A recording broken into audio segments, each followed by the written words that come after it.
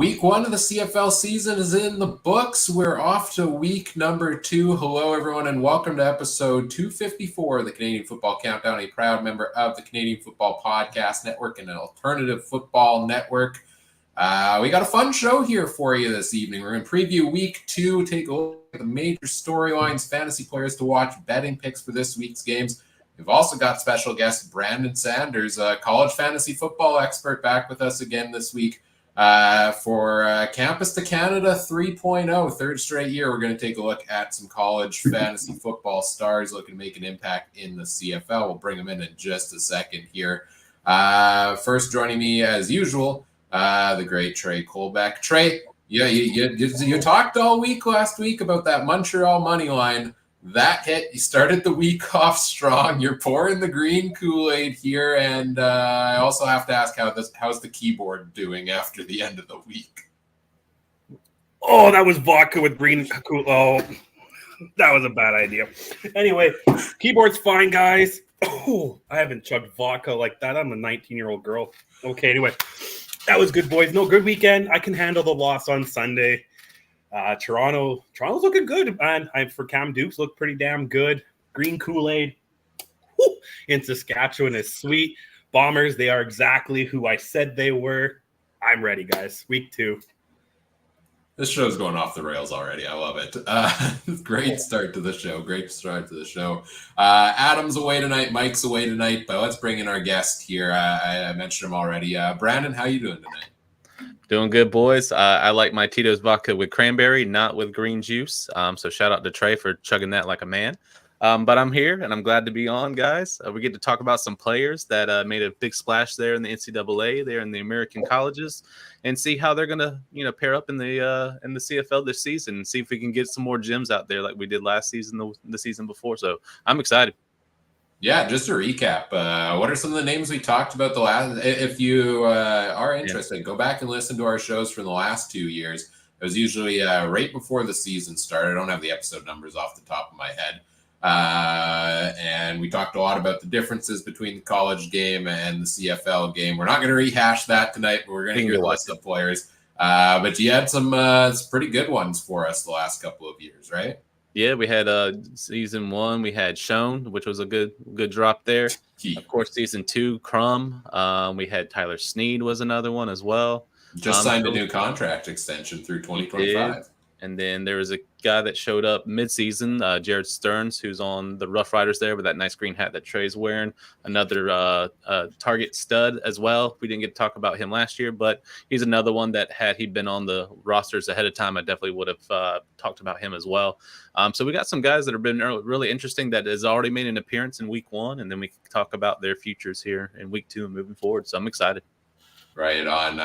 We'll bring your fantasy players to know in with our fantasy players to watch as we go through each of the games here tonight, and continue along with our CFL preview content here.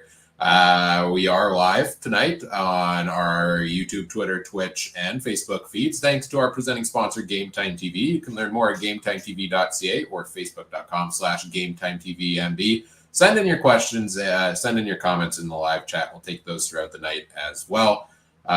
Before we go any further, we do want to acknowledge that the Canadian Football Countdown is brought to you from Treaty 1 territory, traditional territory of the Anishinaabe, Cree, Ojibwe, Dakota, and Dene peoples, the homeland of the Métis Nation, as well as from Treaty 4 territory, traditional territory of the Cree, Saulteaux, Dakota, Lakota, Nakota, and Métis Nation.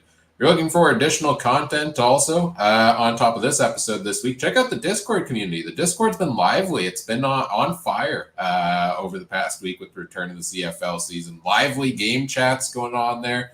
Lots of chat around CFL fantasy picks, betting lines, and betting picks in there as well. Brandon's in the Discord as well, so come chat with him over there with us as well. Correct me if I'm wrong. I believe you're our Discord NFL Fantasy League champion from this past season.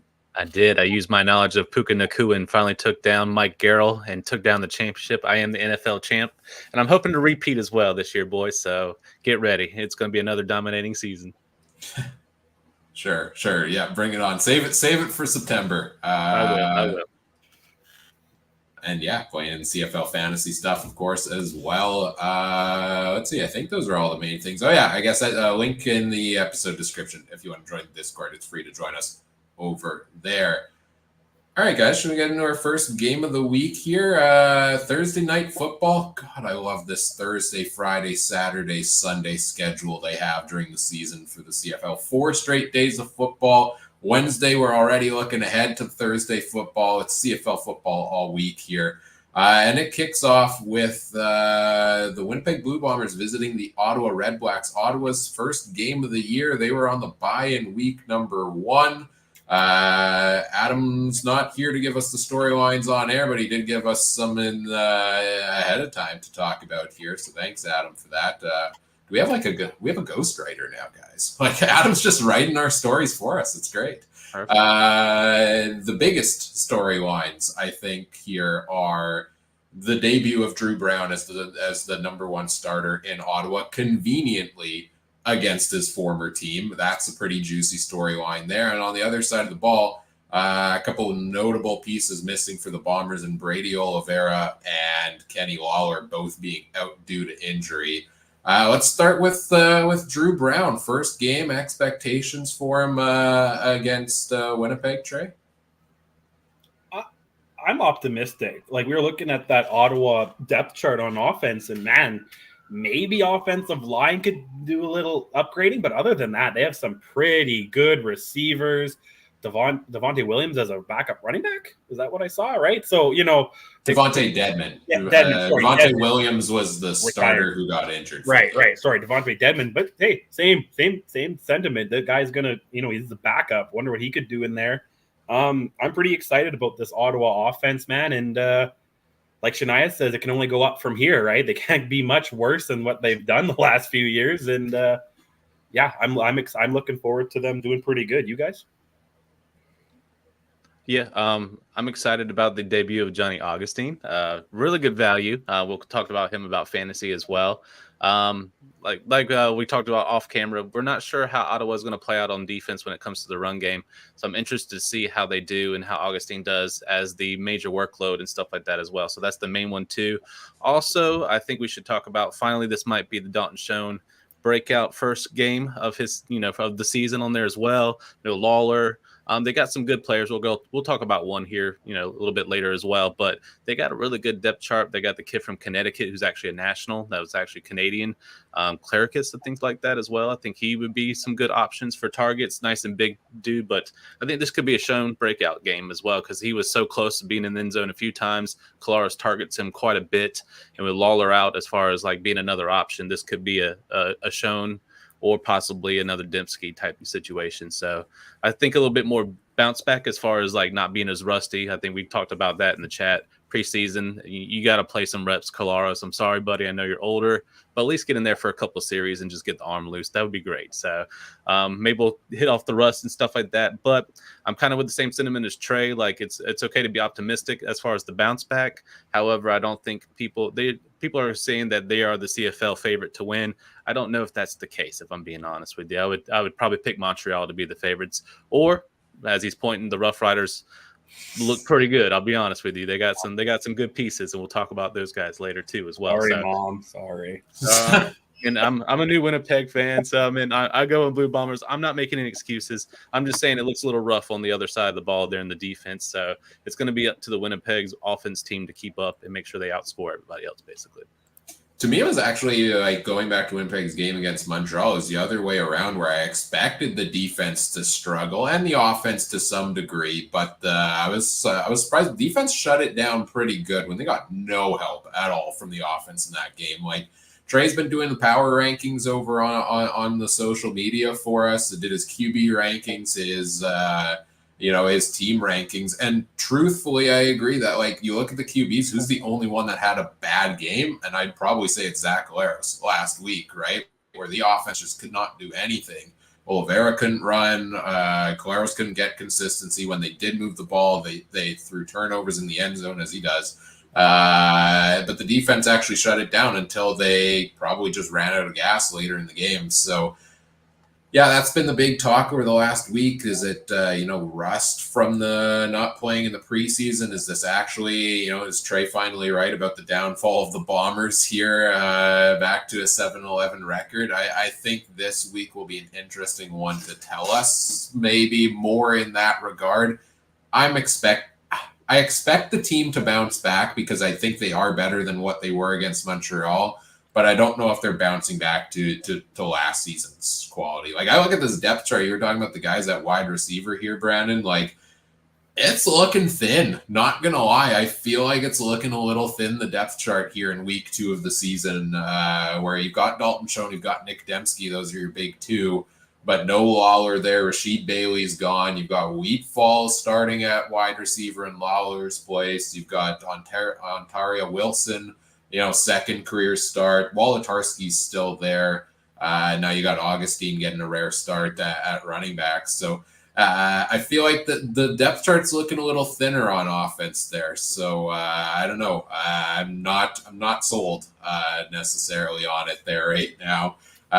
Trey, what do you think about the? I think we all know what you think about the Winnipeg side of the offense, but no, I got a lot to say about here goes the board. I don't know. I've never been sold on Augustine. He doesn't have the same pop that we've been accustomed to between Oliveira and Harris. He's a great running back, but I'm not going to believe I'm going to quote Mike, but what does he always say about running backs, right? And I feel Augustine kind of falls more into that category than the game changer like Harris or Oliveira. That being said, I mean, and you're right, that offensive, those receiving cores, it would be nice if we had a guy like Rashid Bailey as our 4th or 5th receiver. It'd be nice if we had guys like that, but when you win 4 straight Western Division titles, salaries go up, and you want to keep guys like Jefferson, Big Hill, Caleros. We paid him $600,000. When you start doing that stupid baloney stuff, you can't keep everybody, right? So, I think the offense is. You're right. The defense was pretty decent last week. It wasn't as Swiss cheese as I've grown accustomed to seeing, but man, that offense was more disgusting than those pepperoni chips, man, that they were selling at the stadium. Those were disgusting too. They weren't overcooked good? and bland, and that's Terrible. They had potential, but I think they overcooked them to crap, man. They were disgusting, and that's how that offense looked for most of the game. The only guy that I half was impressed by was Chris Reveler, and then and that's about it. I don't think Castillo couldn't even make a kick. Don't give me the chip crap. Okay, sure, maybe it affected things, but I like hearing the maraca music. You didn't hear that much on the weekend. Just it looked so pathetic, and I don't know if again. Let's look at the whole weekend as a whole. We had 3 or 4 games that all came down to the wire, except for the Thursday nighter. Yeah. Right. So I don't know if Winnipeg's gonna. I'm really feeling Ottawa this week, honestly. Juicy matchup here too. Last time Winnipeg played in Ottawa was the forever commemorated the Crumback. Your guy Dustin Crum there, Brandon, with the big comeback over the Bombers in that one. That hurt, but it was sweet at the same time, man. It was weird. Fantasy and team collide. Yeah, exactly. Going back to Ottawa, though, Drew Brown, we're expecting good things. I'm a little more reserved on him, I think, this year, just because that backup quarterback thing, where they look good in a good system and then they go somewhere else and it doesn't pan out. You're really high on their depth chart there, Trey. What are we thinking for reasonable expectation? Are we thinking Drew Brown's a guy that's going to come out this week and throw for 300 and something yards? And maybe I'll turn this to you, Brandon, because Trey kind of talked about expectations for him there. Are we thinking, maybe it's a more reserved, conservative performance from him this week, or what kind of performance do you expect from Drew Brown?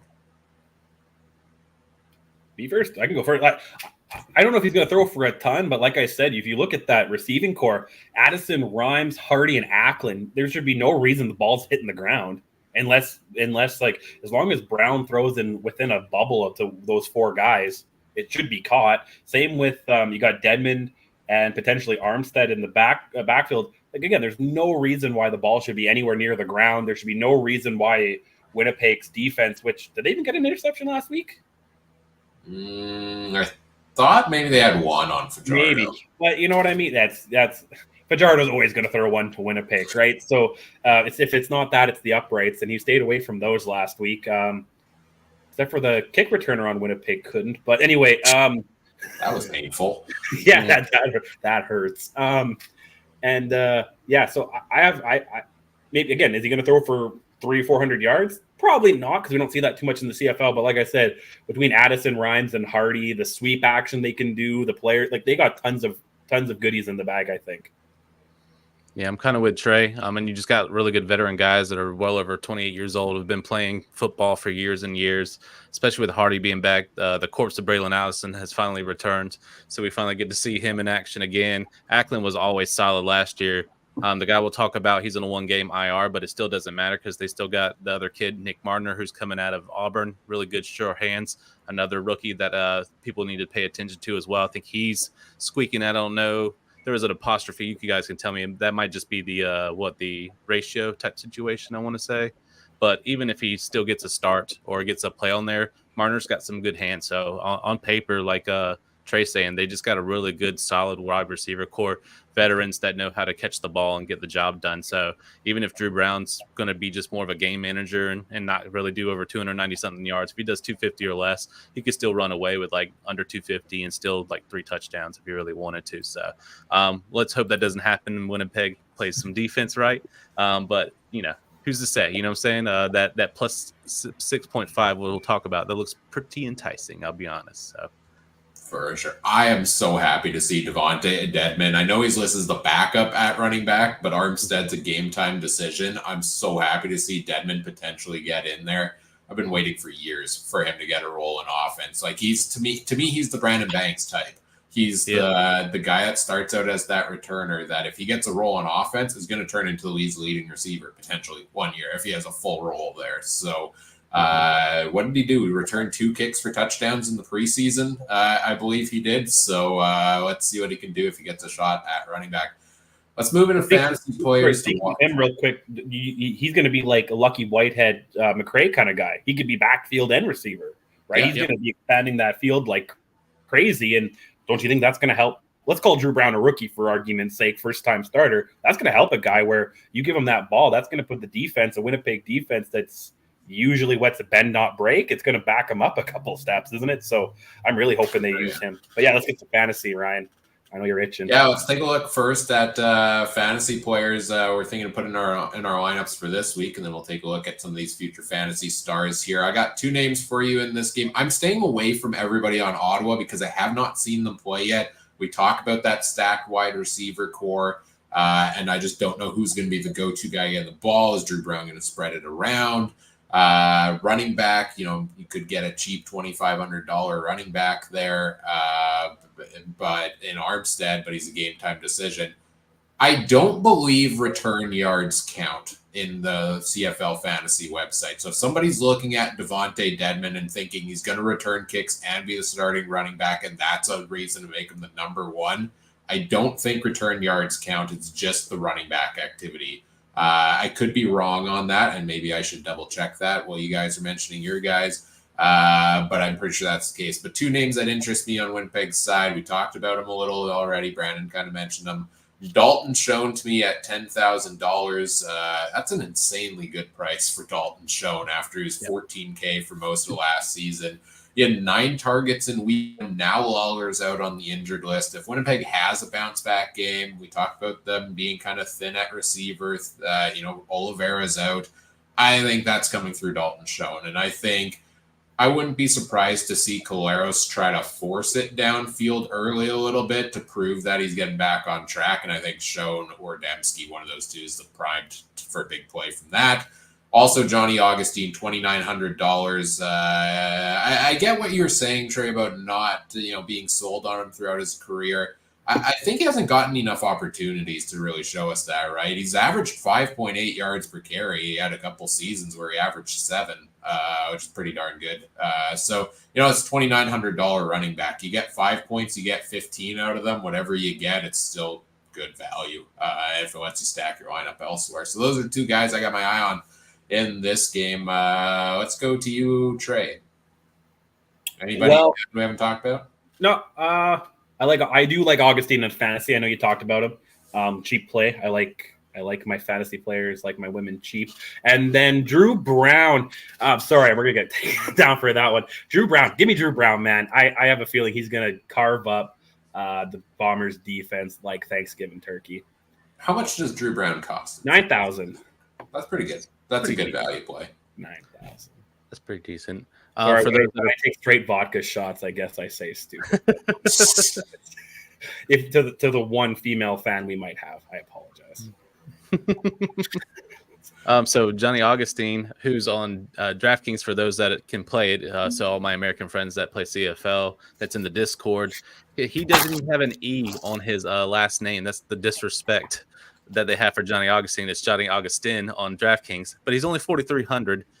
So he's at a great steal to have there as well, and you can throw him right in the lineup, and then you can pay up for other guys like Butler for flex. You can do things like go Alouettes for defense. You can move up to get Philpott, other players like that. So same rules apply, just like the CFL fantasy site. So if you can get him for 2.9 on CFL fantasy or 4,300 there on DraftKings, that would be the play. That way you can open up your lineup for better players to stack up. So right on. I love having that DraftKings insight because I know people have been looking for it. So I guess you just got to come back every week now. Set aside some time. Hey, I can record it and send it in, whatever. You're invited, really, anytime you want. So, Appreciate it. All right, let's take a look at some of these guys from the college game here. We'll talk. Let's start with Ottawa over here.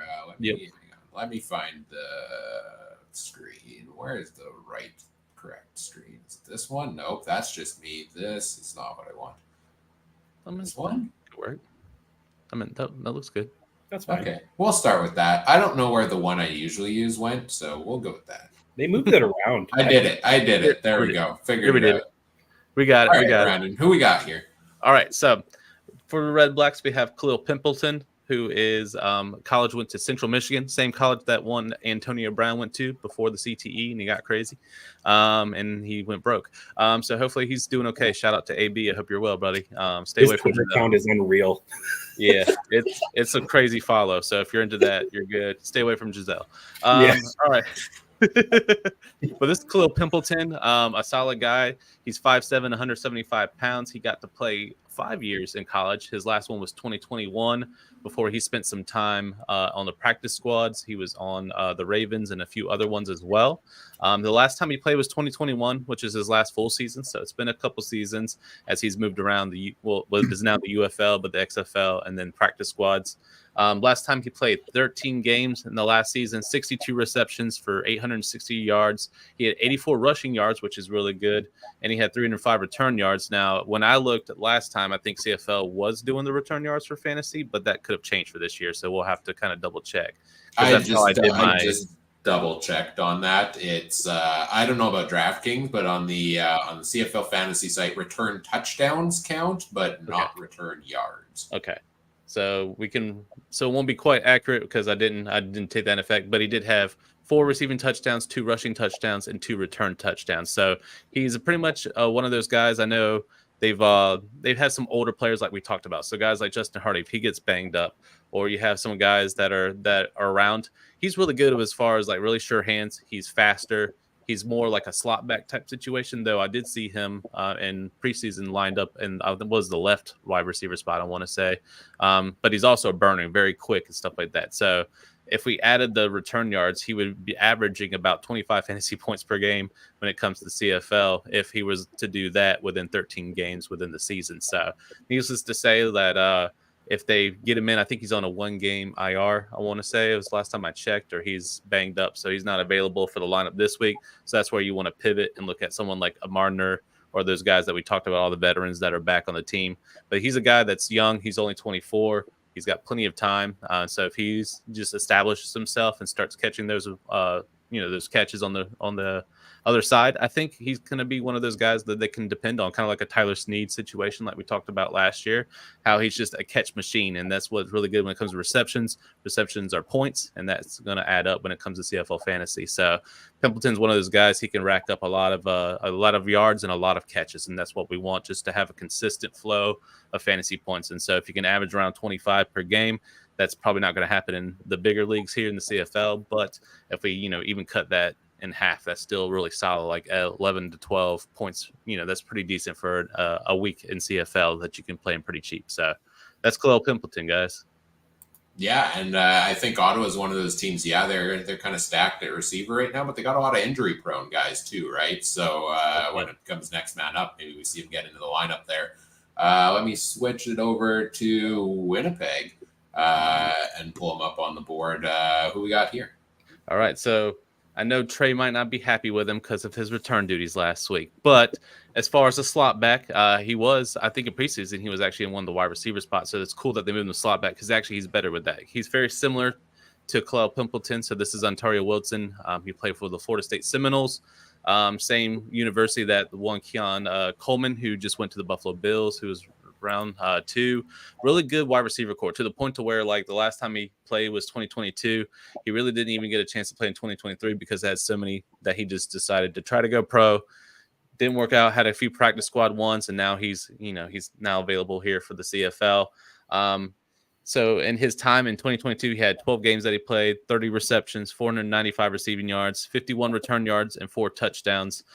So he would average around 8.79 fantasy points when it comes to CFF, but in CFL, if you add the returns type situation, so it looks like the Winnipeg's kind of dependent on him to kind of be more of the kick return situation to start, but they also are giving him a shot at slot back, which I really like. So he's fast, he's shifty. He caught a few plays last week in week 1 that we got to saw there as well. So he could be a guy to where, like, if Lawler's out, something happens with Dembski or Wolotarski as they're getting older and starting getting banged up and stuff like that.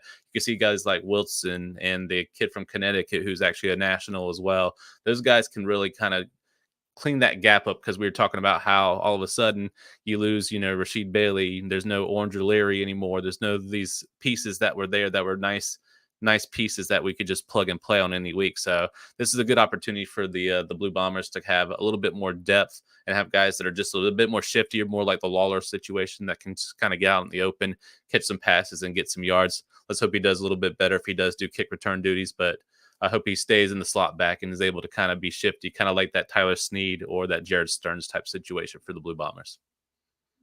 I mean, he won the starting job out of training camp, right? He was a starter last week before Lawler went down. So with him out on the 6-game injured list, I have to imagine he's going to be a mainstay in the lineup for at least the next little while. All right, let's move on to, as I try to adjust these cameras again. There we go. Crushing it today. Let's move on to betting picks here, Trey. What do we got? Well, real quick, last week, Ryan and I went 3-1 on the spread. Nice. Well, Adam went 2-2, and Adam's coin went 1-3. Over under though, Ryan, you did go 4-0, so congrats on that. You are really good at the over under. I hate over under, but whatever. I went 3-1. Last year Adam was went terrible. 2-2. That's fair. Just a comeback. Adam went 2-2, and he did not do the coin. Ryan, did you have any prop bets that really hit hard last week that you threw on the show? Oh, prop bets I threw on the show. It's something that you did awesome. I can't remember.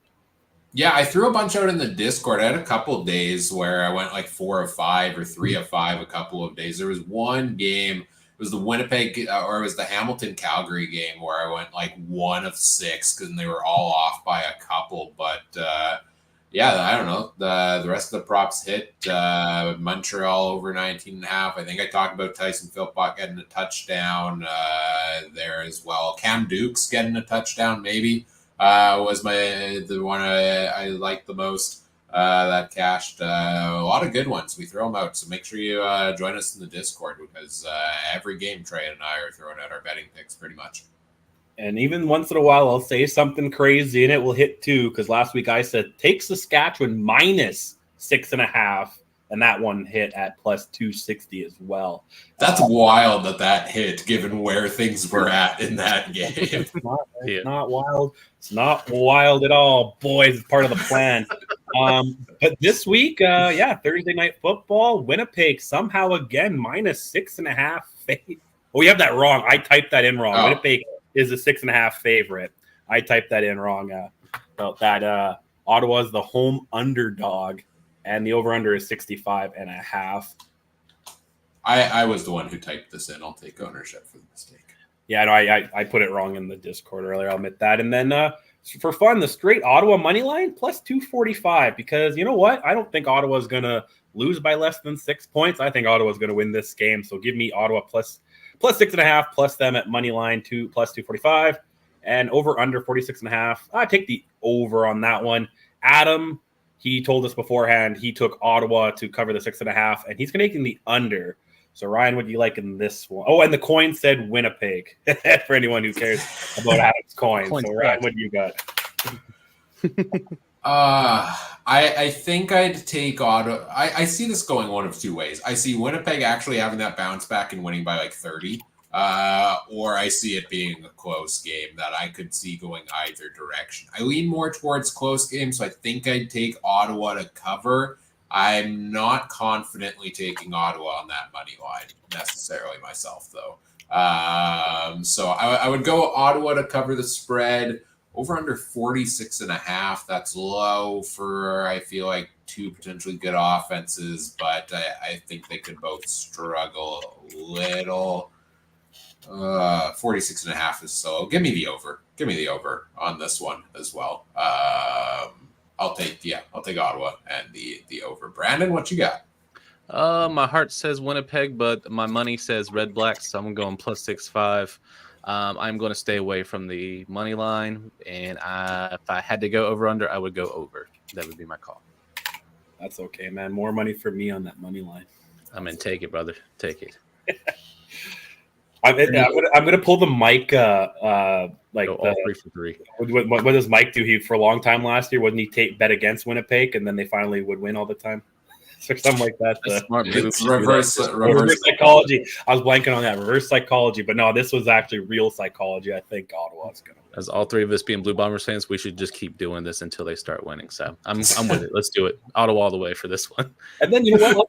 A quick prop bet. I wish I knew who got the ball first, because you don't really find that out until kickoff. But first touchdown scorer, Chris Streveler at plus 450, or Dustin Crum. I'm assuming he does the short yardage duty for Ottawa.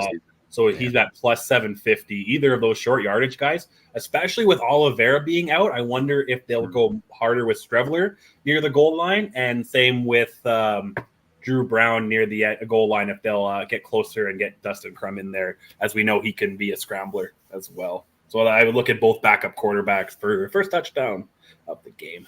Yeah, spoiler alert, I didn't mention them here, but every week I put out my top fantasy value plays on our social media. You might see the risky take of Chris Streveler for $5,000 as your quarterback there, because I think there is room for him to run in this one.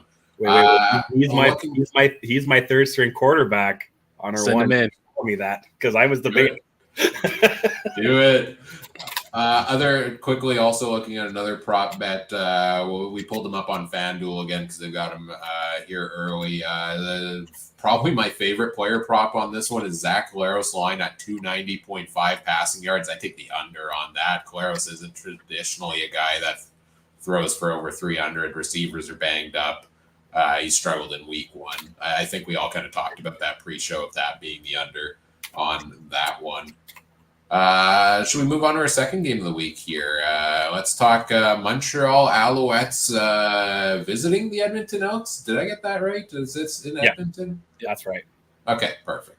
For some reason, I thought it was going to be in Montreal. I'm clearly on the ball. They have a couple games. They're upgrading their stadium. That's why they have a few. There we go. Yeah, that makes sense. A couple of big storylines in week one was Tyson Philpott with the insane performance. He was the leading scorer in CFL fantasy with something like 36 points in that game. 2 touchdowns, over 100 yards receiving on like 8 catches for Tyson Philpott. They let go of my guy, Tevin Jones, the number 6 receiver in the CFL. I thought coming into the year, took him in the fantasy draft. He was cut a week ago.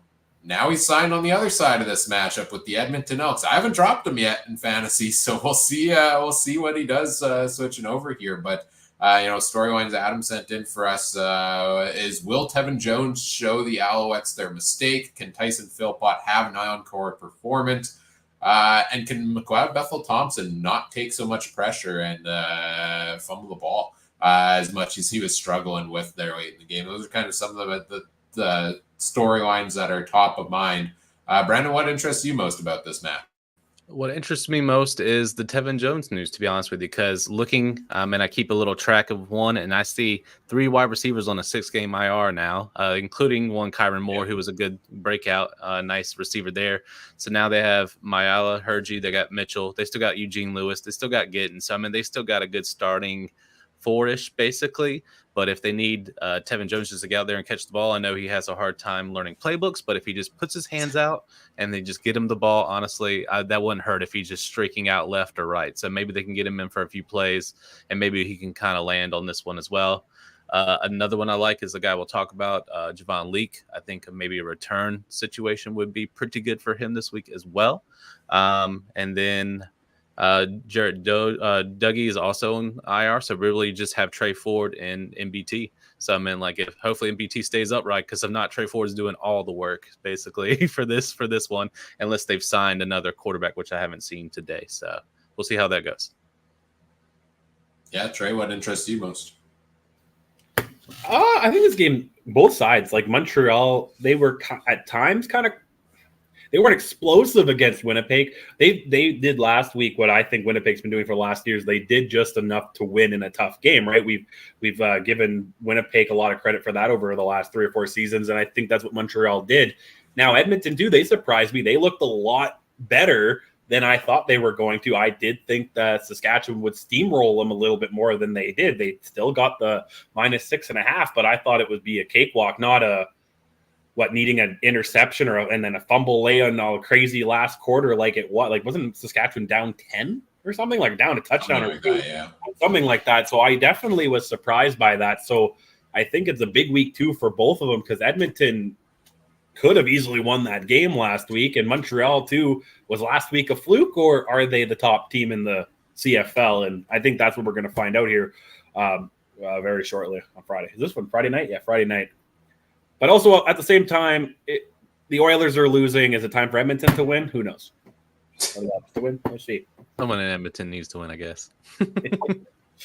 Yeah, last week's games, I had kind of similar thoughts that, Montreal, I expect their offense to be really good this year. It was a little more reserved in that game. I was surprised that Winnipeg shut them down as well as they did for most of the game. Again, I think they got tired later in that one. But that defense for Montreal is just going to be a nightmare for everybody all season long. And I look at this matchup with Edmonton. I think the offensive line, we knew that was going to be their biggest problem coming into the year. That's the biggest problem again. McLeod Bethel-Thompson's not a runner, although apparently other old quarterbacks in the league are now runners. We'll get into that a little bit later on when we get to a certain team in Ontario.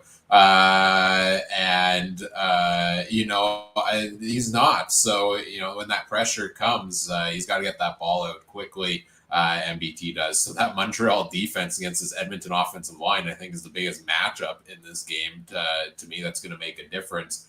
And how does Edmonton kind of deal with that? Last week, Kevin Brown only got 7 carries. McLeod Bethel-Thompson threw 42 times in that game, despite them being in the lead for a little while, like we talked about. So is this just going to be the norm all season? Is MBT throwing 40 passes a game? I feel like that's traditionally been what he's been like throughout his career. I don't know. Was it the same way when he was in the USFL there, Brandon? I don't know how much you tuned in on that. Well, MBT, yeah, he was very pass happy, which was good. I'm glad he adjusted to the U.S. game and stuff like that. But he did fairly good to the point to where he was getting his accolades and stuff like that. It's just his team went under when they merged the two together, so it was a clear way for him to come back to the Canadian League. So, which is good. I'm glad he's kind of back home. But yeah, he was very pass happy, and he had some really good receivers and really good tight ends, which is slot backs here in Canadian Football League. So he got to work. He wasn't as crazy with the fumbling and stuff like that in the USFL, but I don't know, maybe this is just a harder defenses to play, most likely in the CFL, so a little bit of harder stake, and he's back home, so people just kind of know him better than they do in the United States, so maybe he had a leg up there in the USFL last year. So I also think the run game on the other side of the matchup is interesting, like Walter Fletcher playing his former team again, the Edmonton Elks. Edmonton's run defense shut down AJ Ouellette surprisingly well last week. He had 18 carries for 40 yards. only, and we expected them to run for over 100 in that game. So they surprised me a lot there. And on Montreal's side, it also surprised me a lot to see Fletcher basically get almost the whole workload. Sean Thomas Erlington got a couple carries. Jeshua and Antwi got nothing. I expected it to be a timeshare between them. So, maybe Fletcher's their go-to guy going forward here when I expected it to be more of a split. But yeah, interesting matchup between these two teams. Let's get into the fantasy players, unless anybody's got another interesting note here to talk about. I think for me, it's a repeat from last week for Montreal. It's Tyson Philpott at $8,400. And I try not to, for the receivers, I could have just put all of last week's receivers because we crushed it with the fantasy picks on the show last week. Trey and I ended up with the same lineup, and it was a 141-point lineup in that one. So, which is probably the best total I've had in years. So I have to put Philpott back on here again, though.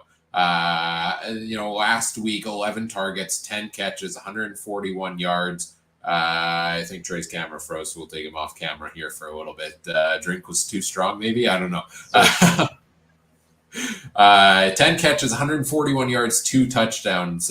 We talked about it all preseason that Tyson Philpott's going to be the guy for the Alouettes this year. And the Elks also gave up a lot of big plays in week 1 to Trevor Harris and the Riders, a team that doesn't traditionally have the big plays. So I think Philpott's primed for that. And then we talked about the Montreal defense, $9,800. Dominant against Winnipeg in week 1 with 12 fantasy points. The Elks turned the ball over a lot. They still have question marks on the O-line. I think if you take some of those cheap deals like we talked about Augustine elsewhere, spend up for the Montreal defense because I don't love very many of the cheap ones this week. Who you got in your lineup here from this game, Brandon?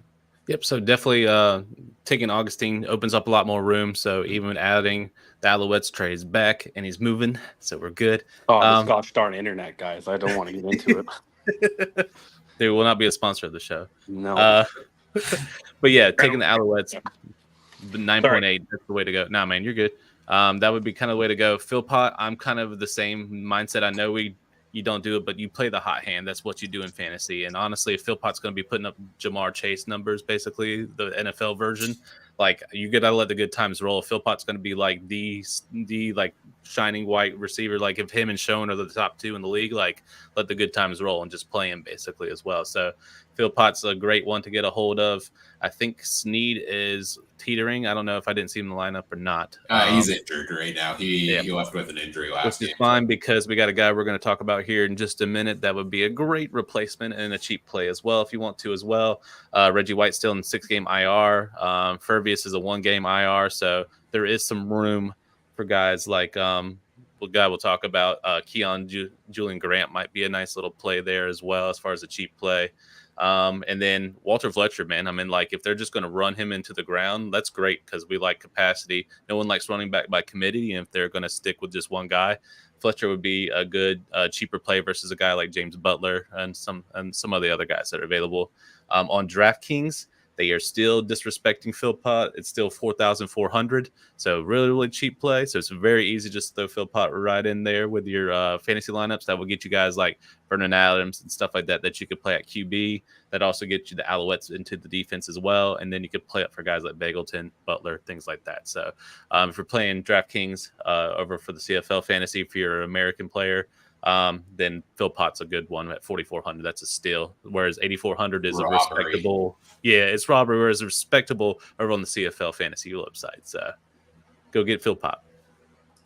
Trey, I know you're out and about trying to get back to your desk here. Other than Philpott and Montreal's defense, anybody between Montreal and Edmonton you're thinking of this week?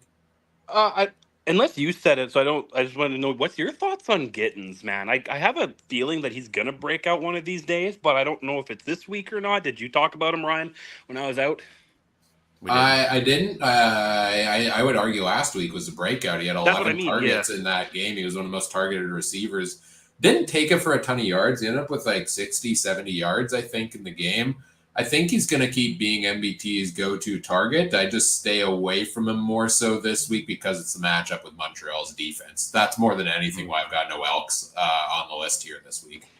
No, fair enough. Other than that, I got just Philpott in this game. So, yeah. All right, let's take a look at a guy who I would actually agree I would potentially consider for the even fantasy play this week at $2,500. Let's start with the Montreal Alouettes here, Brandon, and I think this is there we go. Who's this? And Trey's back at the computer, so hopefully this goes well. Sweet, even better. So this is our guy, Charleston Rambo. Shout out to Adam for putting up the Rambo, like the movie gifts and stuff like that on there. Get the Rambo train going. Charleston Rambo originally started his time at Oklahoma. He actually played with one Caleb Williams, who was the first overall draft pick, now with the Chicago Bears. He then saw an opportunity because there was a lot. Of course, you probably heard there's a transfer portal now in the NCAA, kind of like free agency for college, where they can get paid a little bit to actually play in the university. Don't know how that is in the Canadian college level. Hopefully they get something, or maybe they get room and board and that's it. I don't know. You guys will have to teach me up on all the universities there in Canada. But Rambo is a big dude. He's 6'1", 185 pounds. I think he's almost up to 200 now, playing for Montreal. He went to Miami, where he played with a quarterback called Tyler Van Dyke. That guy, when they moved over, the offense started to open up. They got a better coach who used to be for the Florida Gators. So now the offense opened up that give Rambo more opportunity to play. So last he played is 2021. And then the year before he was the XFL, he played with the Orlando, I think it was the Guardians, the ones that went under when they merged together. But he was their top receiver for the Orlando team. So he did really, really well. But in 2021, he had 12 games, 79 receptions, 1,172 yards, and he had 7 touchdowns. So in CFL fantasy, that's 19.85 fantasy points per game. So if he's become a target monster, say if something happens with Philpott, he gets cold, or something happens to where this might be a Rambo game, this could be a potential break, especially with Snead, who is also a target hog type situation. With Snead not getting as many receptions, this opens the door now for Rambo to kind of be wide receiver 2 in Montreal, at least for the next game or two, till Snead returns to the lineup. And this also opens up Philpott. So this could be a nice 1-2. If you're doing DraftKings, that would be a nice what we call stack, where you put him and you put Philpott together, and maybe pair him with Fajardo and do like a nice little 3-stack, stuff like that, to where you can kind of move up in the lineups and get you some more money and stuff like that. So that's definitely where I would be looking forward to. Is Rambo is a certified what we call a dog, a DAWG. So he's just one of those guys to where, like, he gets down, he gets dirty. He's physical. He can catch the ball and he can move. And as you saw in the first game, he can get open pretty quickly. So shout out to Adam for already getting the Rambo gifts going. And let's get Charleston Rambo becoming a stud just like the rest of these guys. Yeah, 3 targets, 2 catches, 10 yards for him in the week 1 game against Winnipeg, and lines up at that left wideout spot where Austin Mack found a lot of success last year. So I can see a lot of kind of comparisons potentially between the two. And their usage, perhaps. Also, shout out to your charts. Edmonton was one of the leakiest when it comes to these outside receivers when we compared the defenses versus them. So this would be an enticing matchup for Rambo. Whereas I think Philpott, is on the outside on the other side, I want to say. Yeah. If not, I slot back, I think so. Last year he was wide out. Mm-hmm. Let me find the depth chart. But anyway, Edmonton's leaky is what we're getting at. So Rambo and Philpott are good plays here. But this is Charleston Rambo, who's now a Montreal Alouette, and I'm glad he's getting some play here. Philpott is still right wide out. Perfect. All right, let me switch over to your guy here for Edmonton, which I think you mentioned earlier a little bit already. Yep. Well, you guys know of Javon Leake. He's been in the CFL for at least a couple years now. His last time was in 2019, so he spent some time in NFL with practice squads, and then he was it the Argos that he was with? I think. Yep. So he was with the Argos previously. Now with the Edmonton Elks. So he played with the College of Maryland, another same college. We'll talk about another player later on as we talk about the Tiger Cats. But he had 12 games, 736 rushing yards, 55 receiving yards. He had 804 return yards. clearly he needs to be a return specialist, and 8 rushing touchdowns with 2 return touchdowns. So needless to say, Javon Leake gets open and often. You saw it already where when he gets a little bit of leverage, he can get up the field and get a nice return for most of the teams, especially Edmonton. So he would average around 14.27 fantasy points. So he could be in contention as far as if you're looking for a cheap play. And he was always a guy that you could kind of plug in and probably get some pretty decent points just on returns alone. And if something happens with Kevin Brown, or maybe they need a little bit of extra spark, where if Kevin Brown's just not doing it, or he's a little sluggish, or he's not getting in the open spaces, Leak is a very versatile and he's very shifty with his hips, so he can definitely move out of the pocket, get open in those spots, and kind of get a few more yards. So if they need a little bit of hopefully they don't go running back by committee, but if something happens and Leak gets in the lineup as well with running back, that could be pretty nice as far as fantasy points are concerned. Absolutely. I think he's the best return man in the CFL, and he showed it last season. All right, those are some fantasy guys to watch. What do we got on the betting lines here, Trey? Well, back-to-back games where the home team is the dog. Edmonton +5. I hate the round number spreads, but that's okay. +5. Well, Montreal is the road favorite at -5. Over under 48. I'll just go through everything I got here. I'm going to take Montreal in the over, but if you want me to sprinkle in some side bets action here real quick, Tyson Philpott 2 touchdowns anywhere in the game is at +600 on FanDuel. Give me that one. MBT, I'll take over 265, I think, and a half. I think they might not win, but I think Bethel Thompson will definitely get some passing yards. Fajardo over 255 and a half. I like that one as well. Just for some giggles, I'll take Montreal at -10.5 at +200. I think Montreal will win by 2 touchdowns. It'll be a high-scoring game, though. I think 40-25, something like that. And you know what? Give me Gittins Jr. over 5.5 receptions as well. That's what I got in that one. Let's kick it off with you, Brandon. What do you like in this one? Oh, real quick. Adam's got Montreal in the under, and the Coins got Edmonton. I'll throw out there, and then Brandon. So on FanDuel, it's actually a plus. It's a 4.5, so there's a little bit less juice there versus the 5. And I think you guys are using either CoolBet or 365, and then it's 5 as well on DraftKings too. I would probably not play the spread, and I'd probably move over to the over/under. I'm pretty confident that both teams could get over the 47.5, especially the way they've been scoring. Maybe Edmonton's a little leaky, but they're going to have to play from behind. That means they're going to throw it a lot. So, honestly, I would probably have the over on the 47.5, and I don't think I'm going to touch money line or spread for this game, so I'll probably just go the over.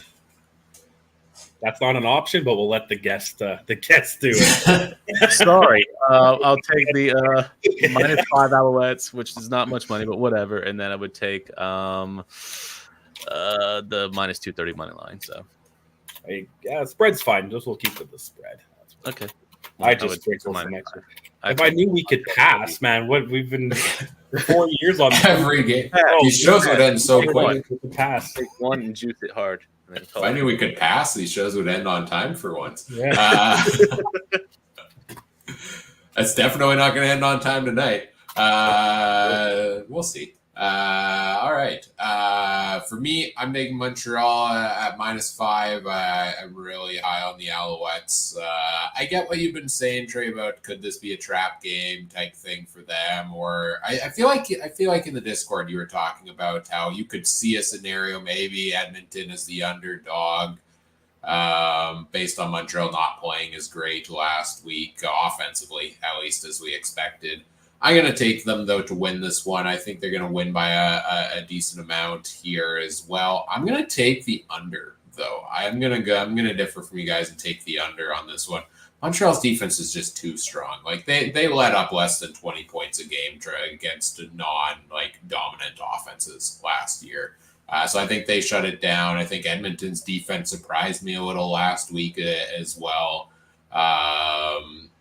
So take the under on that. Some of the other props we were talking about, MBT over 265 is interesting because I think Montreal shuts him down, but also I think he's going to try to throw 40 times. And if he throws 40 times and there's garbage time in there, then yeah, I think he could hit 265. So I'd play the over on that one as well.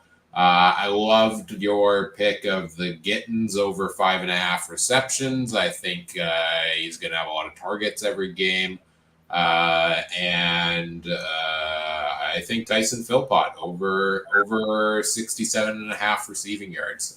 Lock that one in because I think he's getting some big targets once again. Love it. All right, moving on to game number 3 here. Who's ready for 50 Cent? That's the big news here for this game. 55,000 plus fans in attendance in this game at BC Place Stadium. The 50 Cent concert at halftime, obviously a big part of that. I think bringing in the crowd, but home opener for the Lions, you can't ask. That's got to be the biggest non-Grey Cup crowd in quite some time in the CFL, right? Like, I mean, they're the only stadium that I know of that can reach that many, maybe. Commonwealth can. But they haven't in a long time. Not a long time. So, 55,000 fans at home for the Lions. Lions coming off a loss against Toronto that I think took some people by surprise. They were expecting big things from them, and they definitely struggled a little more than we expected. Calgary, on the other hand, coming off a win over the Ticats. Two teams we expected to be near the bottom of the standings, but Calgary managed to pull it out. So, kind of, to me, the big storyline here is which of these teams, like, I don't really know how to read week 1 for either of them. Let's go to you first, Trey. What are you most interested in this matchup? Yeah, it's weird because Calgary, they didn't look terrible, but is that just because they played Hamilton? Or is that because they're a decent team, right? And same thing with BC. BC didn't look great at times, but is that because they played Toronto or is it because they're not great? So again, I think the deeper into the season, like when they start playing other teams, I think we had the best matchups possible for week 1. And it's almost making week 2 harder because -9 or minus, well, on FanDuel, it's down to 7.5, but we had it at 9 earlier, BC favorite. That's crazy to me, especially how they played last week, what they lost by 2 or 3 points to Toronto. And we all were talking about Toronto potentially taking a decent step back last week. I don't know. This game's interesting to me. I think both teams, with almost every team in the West losing except for Saskatchewan last week, I think both of these teams really want to win, right? Brandon? Yep. I hope they play in the club. That's got to be first and foremost. If not, I'm going to not party like it's my birthday. I'm just going to drink my Tito straight as well with no green juice. But basically, I'm looking forward. This is like a 50,000 fans. VA better show up. So it's like that's why I'm all in for fantasy this week. VA. Big fan of Justin McGinnis. I know Ryan's also probably on that train as well. McGinnis and Tyson Philpott stack last week was tremendous, and I'm not going to stray away from it. I'm just going to keep the ball rolling. Play your hot hand. You do what you got to do in fantasy as well. But also, I think BC has a bounce back. It looks like VA is also – he's not really going out for short yardage stuff either because he's very much a running quarterback as well. So he just got to stay upright. Hopefully he doesn't get banged up. Hopefully his arm is okay, all that good stuff too. So let's hope that VA keeps at it. That was the weird thing last week. Wasn't Prukop their backup, then they cut him? They cut him, and then he signed with the Elks. And then they do VA double duty. Like, why didn't you just keep Prukop? Yeah. Oh, yeah. Going back to our talk on who the Elks had at quarterback before, Dakota Prukop's the one doing the short yardage there at Edmonton now. Right. Forgot about that. But yeah, that's a good point. They had Dolagala, who's like a giant and can just lean over for short yardage. Although he struggled with it at times, they had Dakota Prukop, and now last week VA was doing short yardage. He was getting creamed half the game too by his offensive line, not able to keep him upright against Toronto's defensive line there. So that's definitely a big concern. Like VA, when he's healthy, is probably an MOP candidate. And the question is how long is he actually going to stay healthy? Because I'm really not confident after what I saw last week. Well, luckily, Ryan, we got a guy we're going to talk about in these slides that will be a good backup in case if he goes down. He's a stud. So we'll talk about him. On the other side, I mean, Calgary looked good last week, I thought, for the most part against Hamilton. I liked what I saw from Jake Mayer. I would have ranked him as my number 4 quarterback, I think I did, after last week's performance. Biggest thing, he didn't turn over the ball. I think they do their like advanced analytics grade. Somebody in partnership with the CFL. Is it like PFF? I think it is doing like advanced grading of players, and Jake Mayer supposedly had the highest grade out of anybody in week 1 for his performance. I don't know enough about those analytics to know how that went in there, but he played smart football. He threw for 250 or so yards. He doesn't need to toss it downfield for that much. And he got the job done. So I want to see that kind of continue this week as well, the resurgence of Jake Mayer at quarterback for Calgary, because that's going to go a long way to making them a competitive team. Not going to lie, I know it was against Hamilton, but I'm kind of in on Calgary after last week now. Yeah, they look good. I like their wide receivers as well, man. They got a good. Don't do it. Don't do it. I'm just saying, man. I just for fantasy purpose, they look good. All right, they look good. Oh, he's slowing down again. Oh, is he back? I'm not sure. He's a little frozen. Well, yeah. We'll give him a second here. We'll pull him off camera until we see him around a little more again.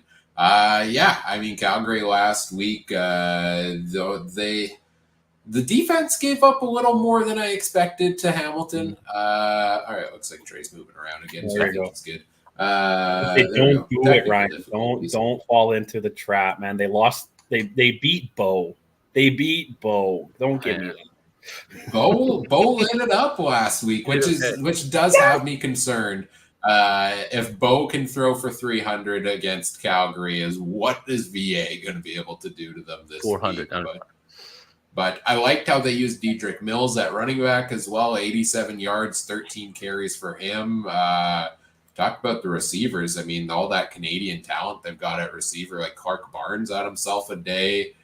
Cam Eccles had himself a day in his debut. They're kind of stacked in that category. So, and you always know whether the ball is chipped or not that Rene Paredes is going to make field goal after field goal for the Stampeders. 55,000 people at this game. That is insane. That is wild. Yeah, that's going to be a good time. Hopefully Calgary can stand that noise. We'll see how it goes. That's like, not to get into this discussion with you, Trey, but home field advantage. 55,000 in attendance. Does that make an impact? How many are fair weather fans that are showing up for 50 cents and will leave at halftime? Probably maybe half. I don't know. That's what I mean. I don't think they leave at halftime. 40%. Okay, but how many are fair weather fans that might not get that crazy? Like, you know what I mean? Like, I'm not dissing the BC fans. I don't care. Like, I don't mind BC fans, but I don't know, 55,000. I don't want to hear home field advantage out of your mouth one more time this year, Ryan. I mean, sure, 55, like great grade, and the financial impact of it, because I'm sure 50 Cent he didn't do this for free. You know what I mean? So I'm sure that it's going to help out in the long run. But, yeah, I don't know. We'll see. We will see indeed.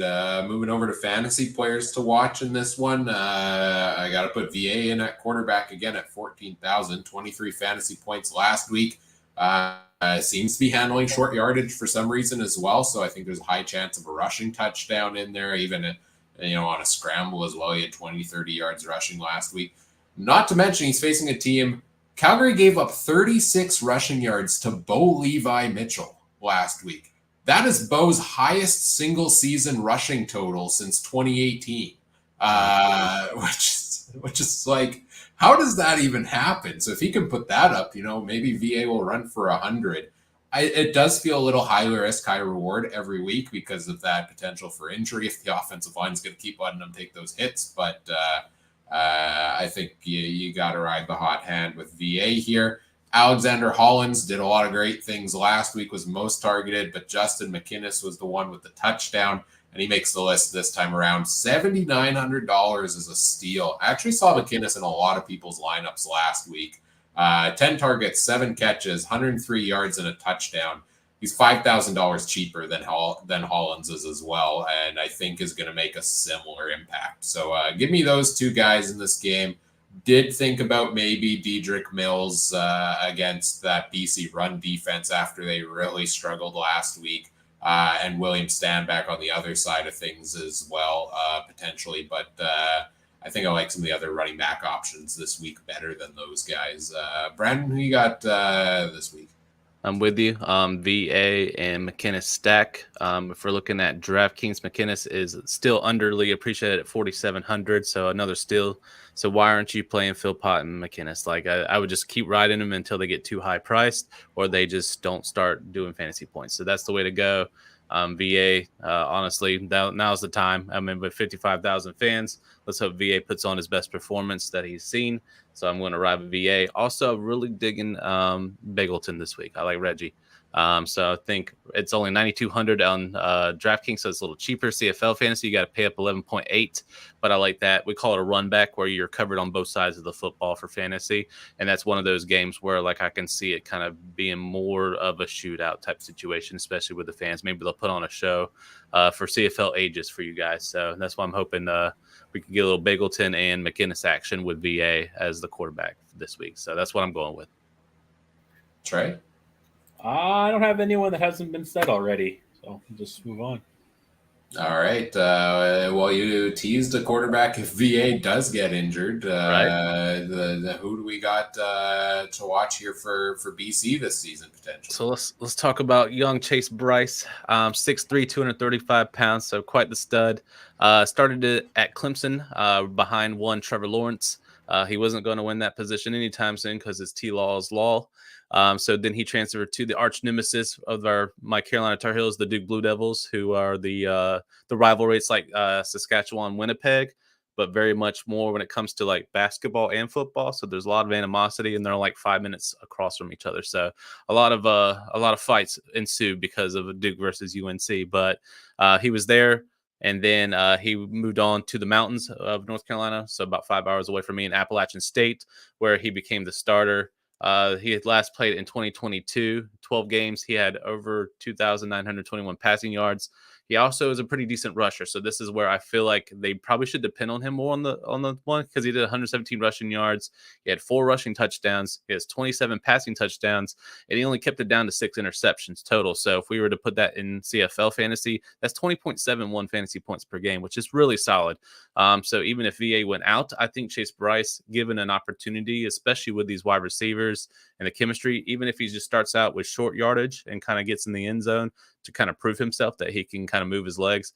This is a guy has had really good mentors, whether it's Trevor Lawrence, and then really good coaches that's come from other universities that's had really good quarterbacks that now play in the NFL, like Kirk Cousins and things like that. So he's got good pedigree. He's got a really good statue. He can run. He's not afraid to stand in the pocket either. So he's explosive. So that's where Chase Bryce, that's why I think what happened with, I know you guys like Prukop and stuff like that, but maybe Chase Bryce might be the ticket that they need, just in case for backup purposes. But if VA goes down and they don't like Delgado, this might be the play to put in young Chase Bryce and see how he does in the CFL level. But a really good player, really solid, good overall, can use his legs and can get open to get the play done. So this is Chase Bryce, and I think he'll be pretty decent for the Lions. He's got to beat future West Division All-Star Jake Dolegala out for a spot according to this contract, but I don't think that's as much of a competition as the contract may warrant there on that one. Calgary's side, we talked about some young wide receiver talent for them. You got another Calgary receiver on your list here. Yep. So this is Eric Brooks. He was an absolute CFL star. He last played in 2023, which was last year. So he's fresh right out of the NCAA, decided that he didn't want to be on any practice squad. So he immediately came over into Canada to start getting some reps. And I'm glad he did. We saw him a little bit last week where he did some return duties. Didn't get open too lot, but he did get a few that one as well. So he got a few receptions last week. But he did 13 games, 60 receptions, 788 yards, 174 punt return yards. Clearly, that's why Calgary has chosen him to be their return guy. He also has 35 kickoff return yards, and he has 5 touchdowns. He would have played a little bit more, but he did get banged up the year before, so he came back from a season-ending injury where I didn't really write those down, but he was averaging about 25 fantasy points a game. He was completely just destroying people and getting open very fast. He's 5'7", 175. We talked about Malik Henry going down with injury for the season. This would be a good option if push comes to shove, where literally Eric Brooks is a plug-and-play for a Malik Henry type situation. He's explosive like Malik Henry, and I think he would be really good in a slot back situation, regardless if they put him on either side. But the return yards, I can see where they're putting him there first to kind of get him acclimated. But I feel like he would be a really good slot back for the Calgary Stampeders. So given the opportunity and crack the lineup, Eric Brooks could be an absolute stud. He averaged around 13.62 fantasy points if we made it into CFL fantasy points, which is really, really solid. It's not Phil Pot level, but I mean, it's really good as far as a steady 13 fantasy points per game. That's enough to crack into a lineup for sure. Yeah, he was the starter at right wideout in week 1 for the Stamps there as well. So worked his way into the starting lineup there. All right, let's take a look at the betting lines on this game. Okay. I was going to say, seeing all these college logos are making me really excited for the new football video game. Man, I'm going to have no life. No life. I don't have one already, so it's okay. But this is a big one. Big line, biggest line of the weekend, right? -9 is what I have. It's down to -7.5 on FanDuel right now for BC. And the over-under is 50.5. Pretty decent size over-under. Adam took Calgary to cover that, but I believe he still thinks BC is going to win, and he took under 50.5. Do you think they did 50 on purpose for 50 Cent? Oh, yeah. All right. Probably. And on that one, and the coin took BC to win by more than 9. So, yeah, but the way I like it, I'm going to take BC -9 and BC money line. And a couple other things I like. VA, passing yards 300.5. Take the over, as well as over 2.5 passing touchdowns.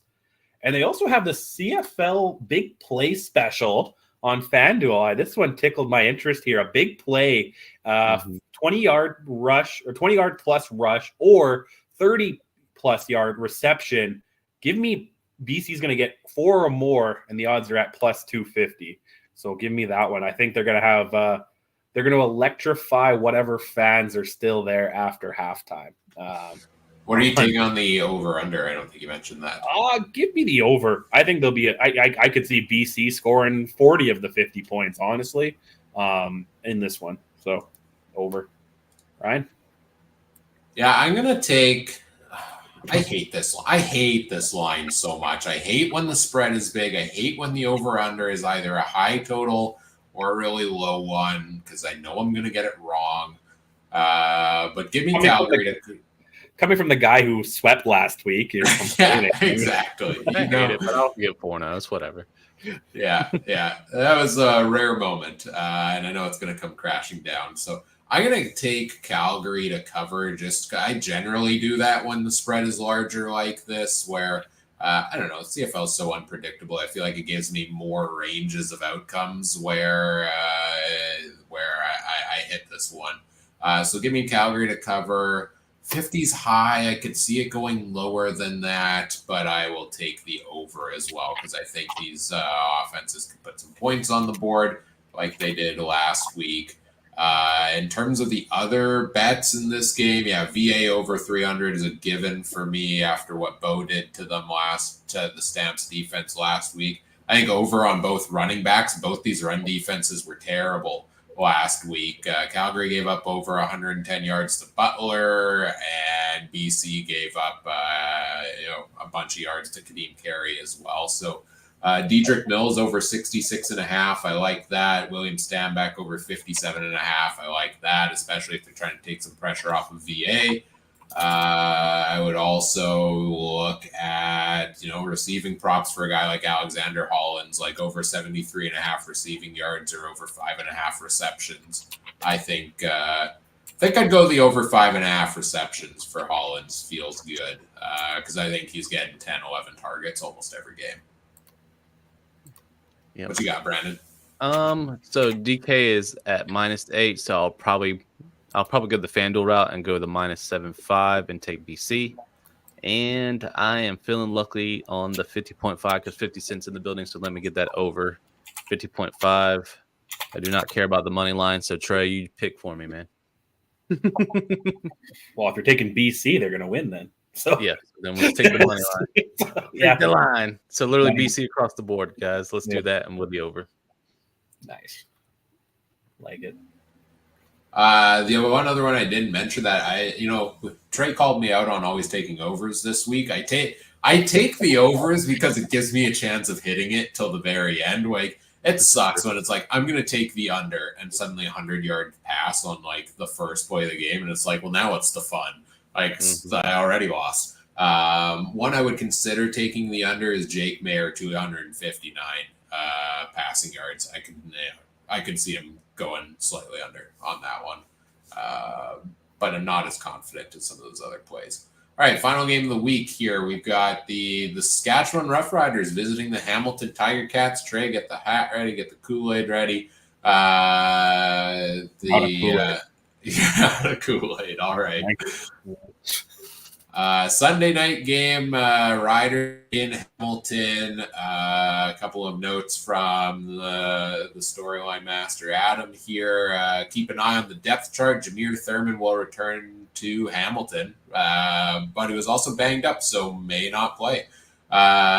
Things to watch for the Riders is getting sustained pressure on Bo Levi Mitchell. If they can, it should let them control the game, but if they can't, there's a lot of new defensive backs that Bo can eat up. And on the Hamilton side, Bo looked good last week, and I agree with the sentiment as well. He got a lot of drops from his wide receivers, though. Tim White dropped a couple of bad ones. Shamar Bridges, I think, dropped a couple there as well.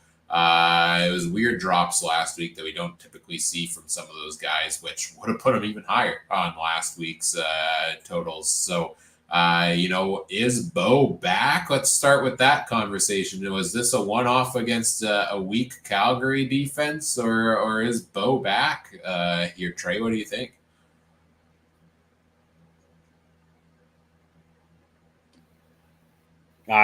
Bo was not back up more than he's just on the field. I don't want it.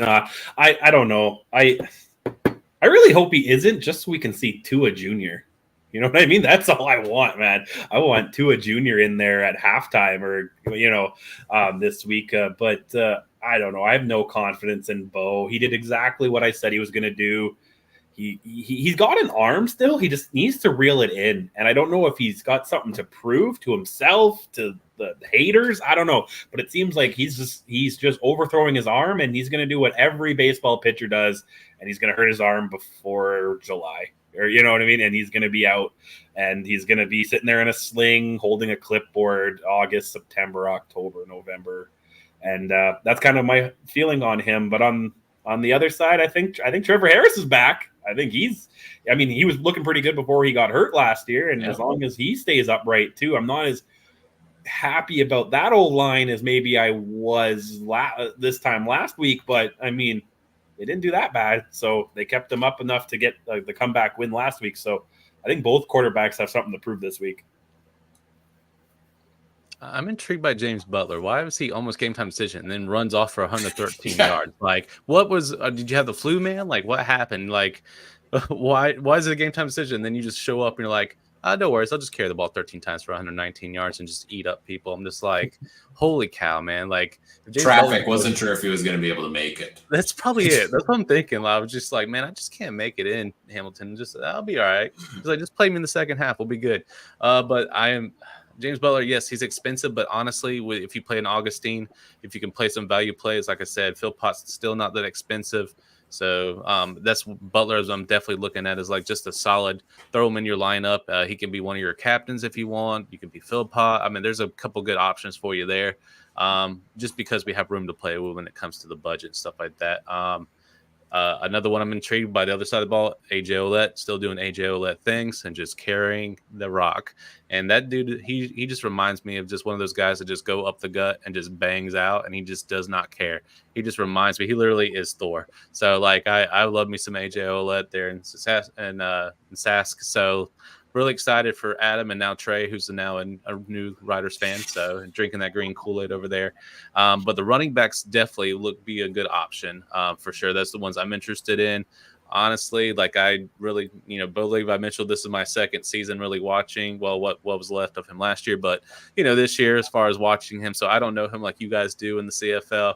But when you got Tully, you have little Tua in the wings, who's like a Big Ten legend when it comes to college football, and his family has got the pedigree. That's like a Johnny Manziel type situation. Hopefully he won't bust like Manziel, but this is a big time signing. Like it really is. And then there's been so many articles, and we'll talk about him here shortly, but man, that's big time for the CFL. So if Hamilton Bo Levi, let's let him try his best. But like you said, if he gets injured and stuff like that, they have a stud that's ready to rock and roll. And he really just needs to get used to it because he literally just signed on like 2 or 3 days ago. So once he gets acclimated to the CFL rules and, gets more times and more reps with the practice squad and gets in there, I think he'll be ready to rock and roll. And he's a beast. So, you guys know Bo Levi better than I do, but I'm going to stay away from him when it comes to fantasy anytime soon. So I would not. But he's a mobile quarterback now, apparently. For one full game until his knees break.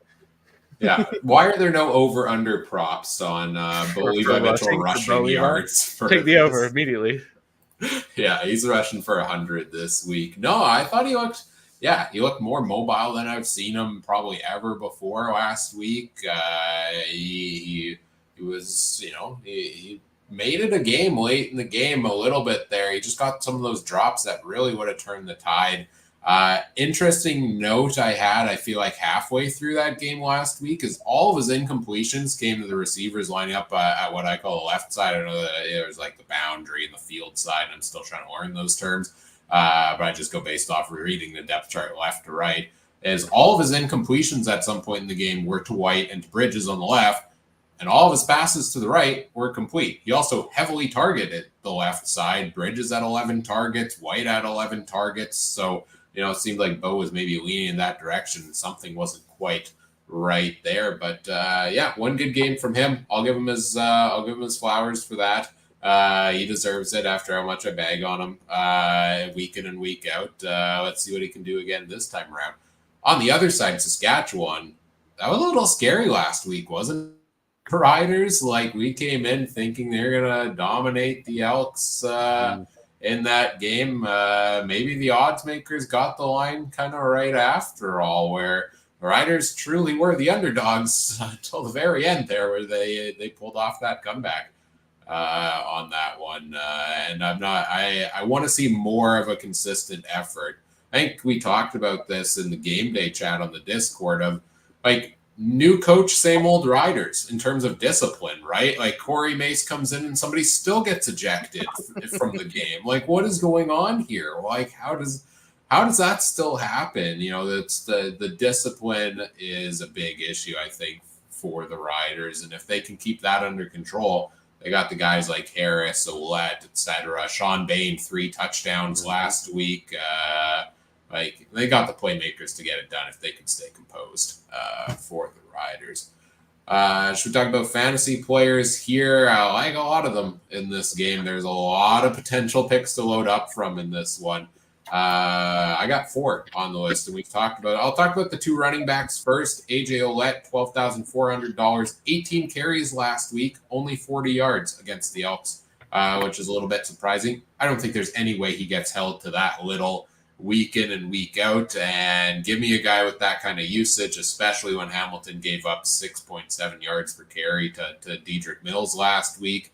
James Butler, you talked about him already. Did he have the flu? Was he stuck in traffic? Why was he a game time decision? Either way, $13,300, 13 carries, 119 yards last week. He only had 1 target and he didn't score a touchdown, but he's known to get those handfuls of both of those regularly, so I like that bounce back. Trevor Harris at $12,000. He said he's back. Trey, I agree. 20.3 fantasy points last week for Trevor Harris. A stat from Jamie Nye, he completed as many 20-plus yard passes in week 1 as the entire team did in 2023. So if we're talking big plays for the betting picks, maybe if that's an option on this one. And I'm just still not sold on Hamilton's defense. On the other side, I like wide receiver Tim White at 12,800. 11 targets last week, only 6 catches. We talked about those drops. Those aren't going to happen from him every single week. And if he caught just a couple of those, he's considered one of the top receivers of the week. I think Bo tries to get back on the same page with him. I think there's some redemption there. So I like Tim White. I also like another Hamilton receiver, but I will wait to talk about him till later because I think Brandon might bring him up for us. What do you got from this game here, Trey? Well, I agree with your running back in AJ Ouellette, of course. And then I'm going to take a shot here. I think Schaefer Baker, too. He didn't do too bad. 12.5 points or 11.2 last week. I'm very intrigued by him. I think the more Trevor Harris gets back into this offense, he'll use him, and maybe Hamilton will cover Bain a little bit, and it will leave some other guys open. And then another, because I'm certain Bo's going to overthrow it. Give me the Saskatchewan defense. They're going to scoop up that ball and, make Bo's life miserable on Sunday. And fun fact, this is the start of a back-to-back. They play next Sunday as well in Saskatchewan. So I think these two on Sunday evening as well. So, I think I think Bo is going to be staring up at that big blue sky in Hamilton and then that big blue sky in Regina next week. I'm with him. I even like Stearns at 5.5K for a play, 9.9. He was only a little bit more. I was going to bring up Shake and Bake KSB. I think he's a good option as well. That was my demise. I put him as my captain. I got too cute. That's why I didn't get 141. I got 127. I'm close behind FM Fam. I'm coming for you this week, buddy. He did really good too. So it's going to be a tough matchup. So I like them. Like you said, both running backs on either side of the football is going to be great this week. You can stack them if you want to as well. If you're trying to get different, Emilus would be a decent option. He's 10.4, but honestly, I'd rather move up and pay for Bain if you're going to do that. He's at 13.3. Like I said, when the draft, if you get Augustine and a few other cheaper plays, you can get him in there, and it's not too bad at all. And then on DraftKings, Butler's only 9,100, so that's a bit of a steal. So he'd be worth to go and get that as well. But those are the guys I'm really looking at this week so far. Yeah, Stearns last week was a bit of a surprise when he came out. And what did he have? Why can't I find him on my list here? 10 targets last week, Jared Stearns. Like we're talking about Bain, we're talking about KSB, we're talking about all these other guys, MLS at receiver, and then all of a sudden, like you look in the first half and it's like Bain 2 targets. Schaefer Baker 1 target, Stearns 6. It's like, what's going on? What's going on over here? Stock up for my boy Jared Stearns. Let's go. Yeah, I like it. Obviously, Sean Bain is going to be top of mind for a lot of people after his 3 touchdowns last week. I'm kind of staying away because they just have so many talented receivers, and it could be Bain this week. It could be MLS next week, for example. So, although Bain was the most targeted receiver in the CFL last season, so probably is going to get a decent amount of them again. Speaking of receivers in Saskatchewan, we'll start there here first for your college fantasy players to know here. There we go. Yeah, let's talk about the Canadian native who actually got his shot first in the NCAA. Let's talk about Aju, who is a healthy scratch this week, so he will not be in the lineup. However, as we talked about, they have 4 really good receivers in Saskatchewan, so this would be a really good one. However, he's 6'2", he's 211 pounds, really good hands. He started his career in college at Clemson with Trevor Lawrence and that group as well. Just never cracked the lineup because they have so many good wide receivers that come out of there. You think about, big names and stuff like that came before him. It's just really hard to get in that starting 3 with rotation, even though he had the pedigree. He was a 5-star coming out of high school. I don't know if you guys have recruiting systems when it comes to colleges and stuff like that, but we have 24/7 sports and stuff like that. So they tell us, how the level of premier they are, and he was really highly rated. He decided to go to South Florida, but however, he only played 1 game before he got injured with the ACL. So he only played 1 game, 2 receptions, 9 receiving yards. So there is no CFL fantasy points that I can really give you. I can tell you it's a big deal that he's here because he finished up at a local community college so that they can graduate and then go ahead and get into some playing time as well. So really his last full season is 2022 because he got the injury in 2023. So now that he's fully healthy, it looks like he's back in there. He had a really good preseason from what I saw in that game when it was the Rough Riders versus the Blue Bombers. So I really do like his pedigree. I think he would be a good plug and play if one of these guys like Emilus goes down. Bain, if he gets injured, seems like that. If a Juju can get into the lineup as one of the wideouts and not the slot back, I think he'd make a big difference. Really good, solid hands. And like I said, he's just one of those guys that can get up and catch it. So all you have to do for Trevor Harris is just kind of let it fly up and go past the defender, and he'll pull it down. So that's why I'm really big fan of a Juju. I like that he finally landed somewhere nice. And then he's considered more of a national, so he counts with the ratio and stuff like that for the Rough Riders as well. So that's a nice little, treat as well that he played American football, but he's back home in Canada now. So that's awesome. Yeah, no, Adam's really high on him this year, and he didn't get in the lineup yet, but wouldn't be surprised to see him get in there at some point. I just noticed that my microphone has been like halfway across my desk this entire show, so hopefully people have been able to hear me come through clearly. I'm not editing that, so as minimal work as possible. That's the approach we take. All right, let's look at the Hamilton side. You've got two names on the list. One's one I alluded to earlier. Let's talk about Shamar Bridges.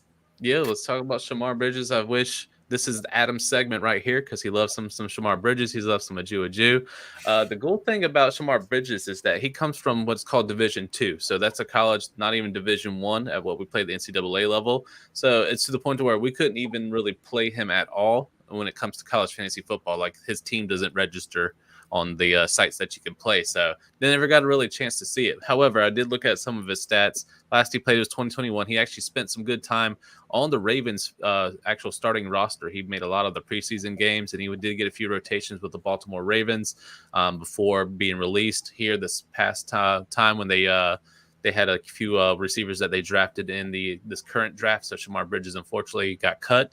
However, that leaves him in the CFL, and he worked his way into the starting lineup here for the Hamilton Tiger Cats. He's 6'4", 210 pounds, so he's a big, tall receiver, can get open. All Bo Levi has to do is stay on his feet and throw it, and then he's okay. However, maybe if something happens to Bo Levi, then you got a stud waiting in the wings that could really get the football to him. So that would be a nice stack that we'll talk about. But so if he played just the 4 games, had he stretched it out for a full 12 games, it'd probably be a little bit less, but he averaged what would be about 15.8 fantasy points per game.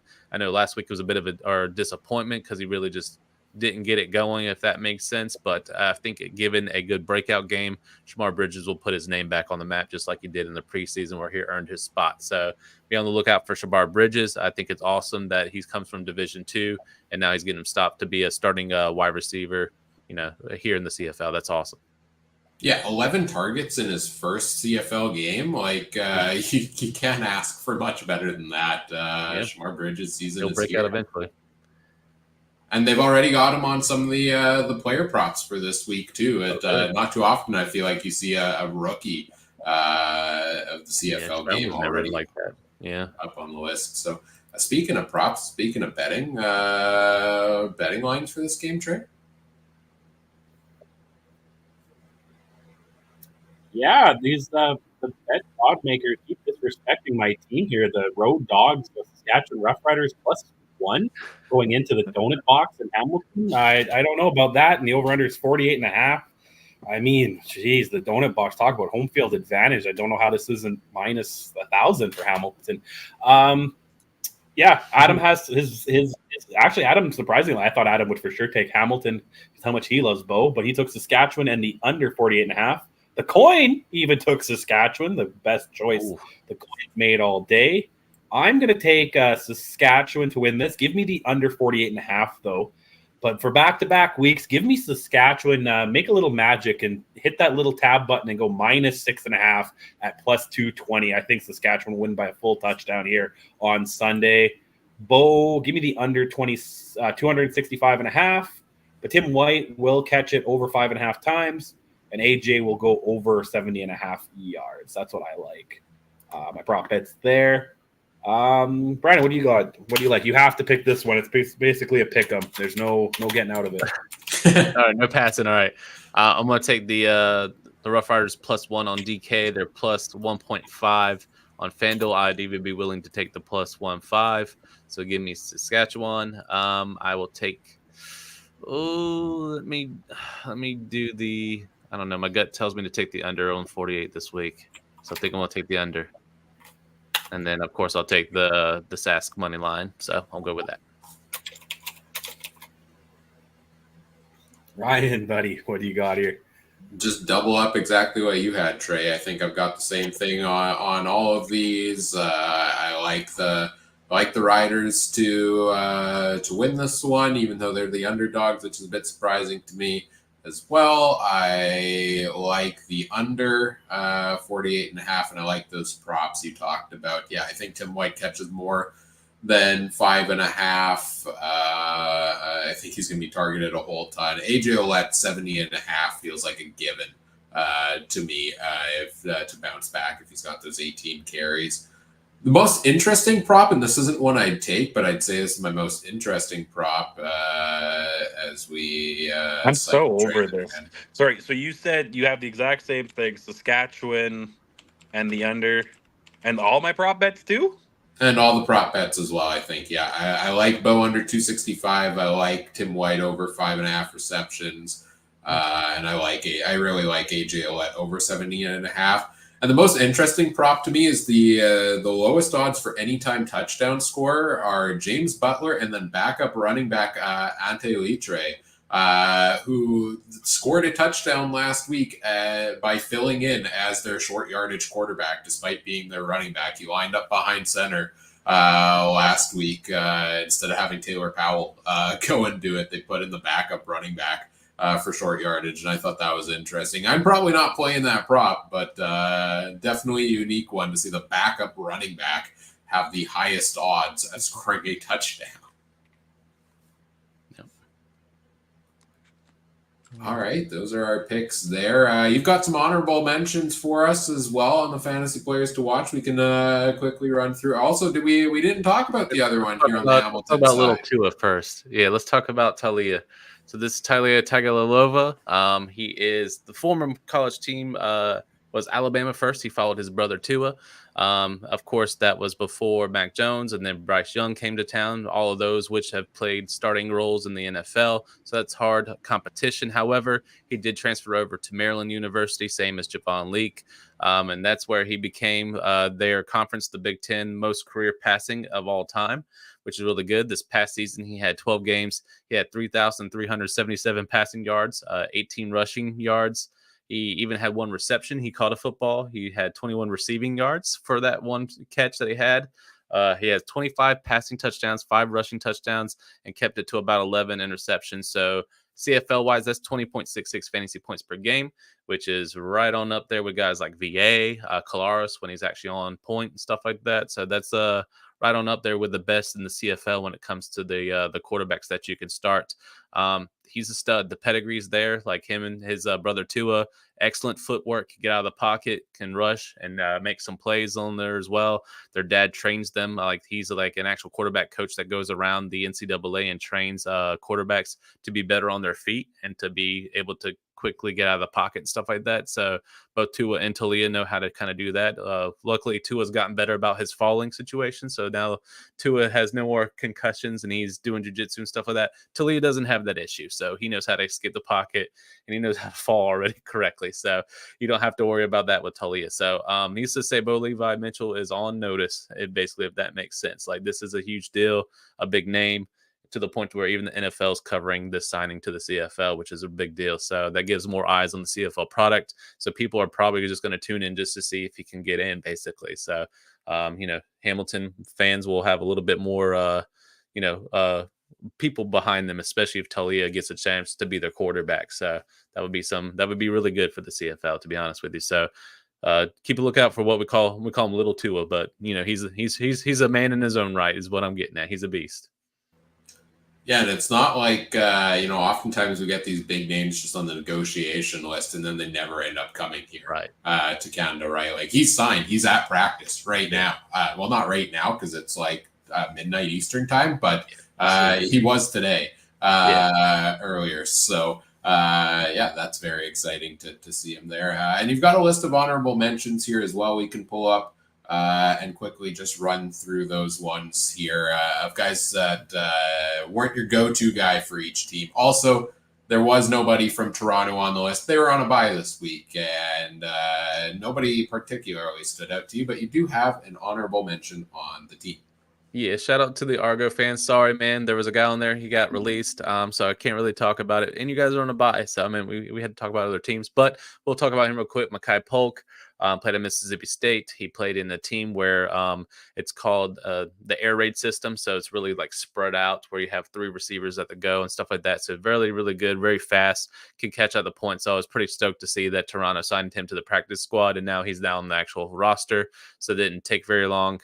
Other guys to just look out for if BC suffers an injury, there's Stanley Berryhill III, who played for Arizona, played out of the Pac-12. That's now defunct, so because other teams went elsewhere, but really good with his hands. Another guy that's like 6'2", can kind of get out and get open. So another target for BC in case something happens and Keon Hatcher can't get back after the 6 games. That's a guy to look out for. Calgary's got some really good players. They already got Cole Tucker, who you saw a little bit last game in game 1. He's more of a tight end / slot back, bigger dude, but really sure hands. He's one of those guys where you can just pull it down like you saw, get out in the end zone. And then Logan Bonner, who's on their practice squad now. I just saw he's got a 1-game IR that's going on. He's actually on the roster. He's just one of those guys that knows how to be a really good game manager, knows how to get the ball out, stuff like that. So the Stampeders are not hurting for a quarterback, especially if Jake Merritt continues to do what he's doing. But there's another guy that can kind of take over the reins. Quick shout out to Jack Cohn. He was really good at Notre Dame. Notre Dame's a very prestigious college in the NCAA world. And Logan and Jack Cohn was a great what we call game manager who he wasn't flashy, but he got the ball where it needed to go. He got the touchdowns that he needed, and he got the yardage if he had to run. So I know there's ones where the Jack Cohn might have been just like an HR thing or something like that, or whatever the case may be. But honestly, Jack Cohn's got some talent. And so with him, I like Shea Patterson a lot as well. The Rough Riders has got a really good quarterback room. That's probably the most solid that I've seen out of all the CFL teams. Another shout out, Terry Wilson, who played at New Mexico. He is the 3rd string behind Strevler. He's more of a Caleros type, not so much a Strevler. Strevler's more run first, pass second. Terry Wilson's very much more like a Caleros, where he can spread the ball out. He played in a lower level competition, not Division II, but he did play against a conference that wasn't as good as far as defense. So he knows how to get the ball out. He might come up against a little bit more tougher ones in the CFL. However, he's made the roster and is now wide or QB3 there. I think he could probably prove himself. The one another one, once again, the Hamilton Tiger Cats, the rich keep on getting richer. Desmond Patton, who's just an absolute stud in the CFF community as well. Another team comes out of the Mississippi State team as well. Just really big boy, 6'3" or so, knows how to catch. Pretty much just waiting for a roster spot. But, Hamilton's got a lot of good targets that they can get out to. And then last but not least, we got Stevie Scott III. Really good. He played at the Indiana where our buddy Curtis Roy currently attends now for college. So really good running back there as well that I think could help out in case that one, or if they just don't like Antwi anymore and they want to get a little change of pace, something happens with Walter Fletcher. Stevie Scott would be a nice plug and play and kind of get the job done too. So these are just honorable mentions, potentially could break out. You can't really see it until they get either crack the actual starting lineup or get off the practice squad. But these are guys that have been proven in the CFF world that can make a difference if they really needed to at the next level. Awesome. Wonderful. And we're all eagerly waiting to see which guy's going to be the next Dalton Schoen from your list that goes on to be the number 1 receiver in the CFL that season. Wow. Yeah.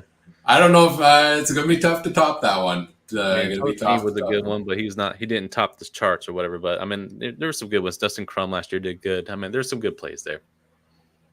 For sure. Well, I think we're getting into wrapping things up here, guys. We've gone through our previews for each of the games. We've gone through our topics here. Let me pull up our good old social media slide as we get ready to wrap things up here. There it is. We'll be back again next week. Week 3 preview, same time, same place, Wednesday night, 10 p.m. Eastern time. Subscribe over on YouTube to get notified when we go live. Follow us on social media. We're doing a lot more on social media now that the season's going on. We're on Twitter or X, whatever you want to call it, at CF Countdown Pod. some of the things you see, you'll see going on there. Trey's doing power rankings every week. Adam's been putting polls up. This week's poll was, which game are you most looking forward to this week? The Calgary BC game was the winner there. I think people are just interested in the 50 Cent performance more than anything. I'm interested in that football game more so personally. Yeah, we've got that going on there. I've got a ton of fantasy stuff. On Thursdays, you'll see my top value plays. We talked about a number of those guys already today, but you can look forward to that over on the social media, Twitter at CF Countdown Pod, Facebook.com/CF Countdown Pod there as well. You can find me on Twitter at CooperTrooper42, just retweeting everything I post to the show account pretty much. That's it. Mike's at Mike Garrell, Adam's at Adam Stewart 1. Let's go to our guest here, Brandon. First of all, thanks for preparing all this info for us as you do every year. I love this episode every year. We should consider making your appearance on the podcast less of an annual thing and more frequent than that. If you're ever interested, just give us a call and you're invited back anytime. But in the meantime, I know you've got you're on a bit of a hiatus right now, but where can people find everything you've got going on, and when could they maybe expect to see some stuff from you again? Sure. You can find me on social there on Twitter at CFF University. Like I said, a little bit of a hiatus, things with personal matters and job changes that's left me with not being able to do much content. I'm hoping, sometime next year we can kind of pick up the pace like we have been, so we get my podcast back up and running, where we talk about freshmen coming into colleges and playing college fantasy football and stuff like that, and kind of figuring out who's going to top those charts to kind of be the next guy up that will either make it to the CFL or the NFL. So that's what we're there for as well. But just find me there. I'm always either retweeting or something, but I'm always there. You can reach out as well. I'm also in the Discord, so I know you're going to plug the Discord as well. So go to the CFC Discord. I'm on there as well, and that's where you can probably find me the most, where I'm either in the game day chats or we're talking fantasy or we're just joking each other about whatever team's going on, basically. So that's where you can find me in the meantime until content comes out. So thanks for having me, guys. Yeah, that's really the number one selling feature of the Discord. You get a chance to chat with Brandon. Like, the rest of us are just there, but it's really that's the selling feature. Trey, what about you? What do you all got going on? Well, when my internet's working, you can find me at Trey Harness, link on the X. I got football, UFC, horse race, big Saturday night. It's the biggest night in harness racing in Canada, probably $4 or $5 million dished out in purse money. It's the Pepsi North America Cup, so it's a pretty big deal when Pepsi sponsors it. It's our version of I'd say it's our closest to our version of the Kentucky Derby. It's the best 3-year-olds. So big race. It used to be on TSN. I don't think it is anymore, but it's on YouTube for free. So check that out if you want to see that. It's the best night to get into the sport. I went and saw it live last year, and they did a behind the scenes thing. TSN and Crave did, and I didn't see me on camera, but I saw the TSN camera guys running around, and it was really cool. And it's one of the best nights to watch. So I'll post those links in there, and taking USC off this week because it's a crappy fight night, but I'll be back next week with my buddy on my other podcast. So yeah, keep that locked in. That's it. Right on. Yes. Check out everything in the TCU, the Trey Cinematic TCU. Universe. There we go. Damn right. I like it. This week sponsored by the Theodore Buffs, man. The unofficial official Saskatchewan senior hockey team of the podcast, right, Ryan? Yeah. We're the unofficial Canadian football podcast of the Theodore Buffaloes Hockey Club. We happen to know the president. We talked about the Discord. The link is in the episode description, and join us over there. I won't rehash anything we talked about on that one already. Check out all the other great shows in our networks as well. Canadian Football Podcast Network at CF Pod Network on Twitter. Trey, Adam, and I are also all playing in the CFL Podcast Fantasy League again this year, playing for winner takes home a donation to charity. I think we all won in week one, if I'm not mistaken, in that one. So, of course we did. I mean, Trey and I had the same winning lineup. So check out at CF Pod Network on Twitter. Check out the Alternative Football Network as well at the official AFN on Twitter, or alternativefootballnetwork.com. Is it the UFL Championship this weekend? It Yep. is. It Sunday is. afternoon. Yeah, big weekend there. So I'm sure there's a lot of great content coming out in the network there as well. Thanks again to Brandon for joining us here this evening, and to everybody who tuned in, whatever platform you're listening on, we appreciate if you do the fun things like, comment, subscribe, rate, review, share the show with your friends, help us grow the show. We always appreciate that. On behalf of Trey and Brandon, I'm Ryan saying thank you for listening. Take care. Have a good one. Bye.